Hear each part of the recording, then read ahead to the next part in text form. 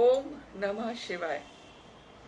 Regarding our independence, a few facts everybody should know for sure.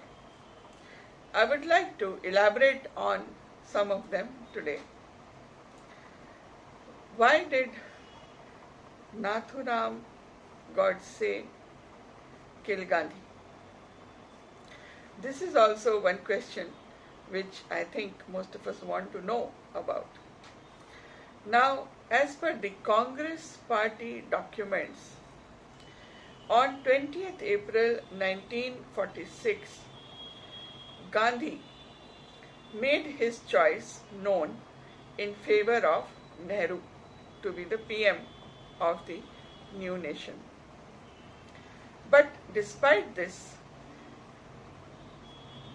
verbal requirements made by Gandhi, 12 out of 15 Pradesh Congress committees nominated Sardar Vallabhbhai Patel to be the Prime Minister of India during independence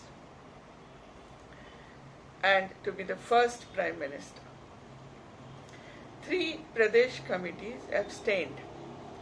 Now, these Pradesh committees were the only legitimate body which could nominate and elect a person to become the Prime Minister of India.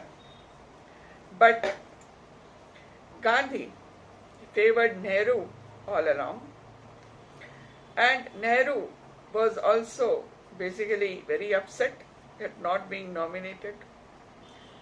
So Gandhi asked Patel, Sardar Vallabhbhai Patel, to withdraw in favor of Prime Minister Nehru.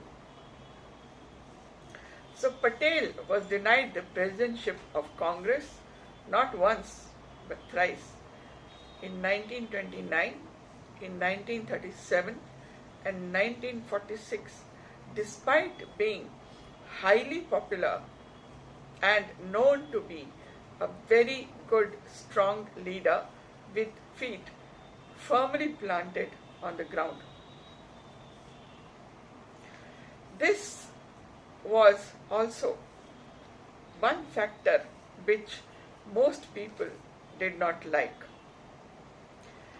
During August 1947, when the partition of the country took place, the two-nation theory was espoused by Jinnah, which was agreed to by Gandhi and Nehru.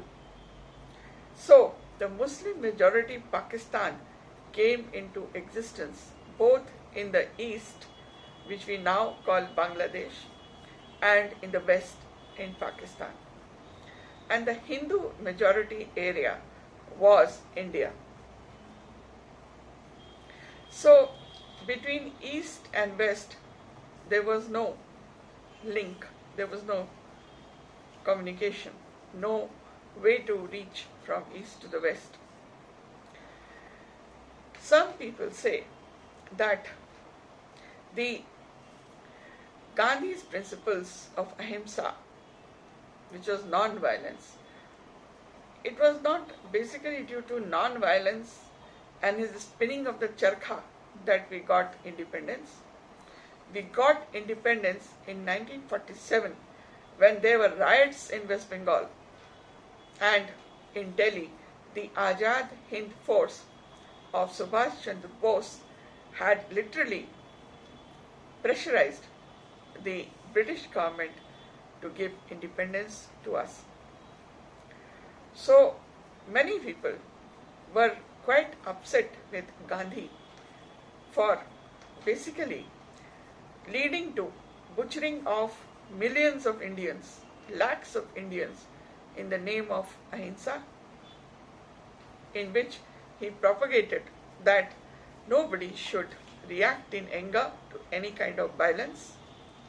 He said, I quote, "We ought to overcome violence by love." Now, if Indians who were the followers of Gandhi were being butchered in lakhs, and they were not even retaliating, and they were dying. Women were being openly raped in different states of the country. Then, in those circumstances, also Gandhi advocated non-violence. So, the principles of Gandhi were not acceptable to all, and in fact, some people say, and there are some minds who say that Gandhi was in fact a British agent. His weapons of gaining independence, like satyagraha, ahimsa, or non-violence, it all favored the British. Not only this, Gandhi deliberately brought religion into politics to continuously propagate the divide and rule policy of British, who followed the same Congress strategy of dividing Hindus into castes and continuing to rule India and exploit India. Gandhi was also known to be opposing industrialization. He felt that village economies should be self-sufficient, charkha hand spinning should be promoted, and this kind of village economy will be self-sustaining. Now this has proved to be totally wrong and not a model for adoption, because this kind of policy of Gandhi led to lakhs of Hindus being butchered openly by the British governments, and without doing any retaliation. Perhaps it led to cowardice also among lakhs of Hindus. So there was a certain kind of hate also among some sections of the people, which was for Gandhi.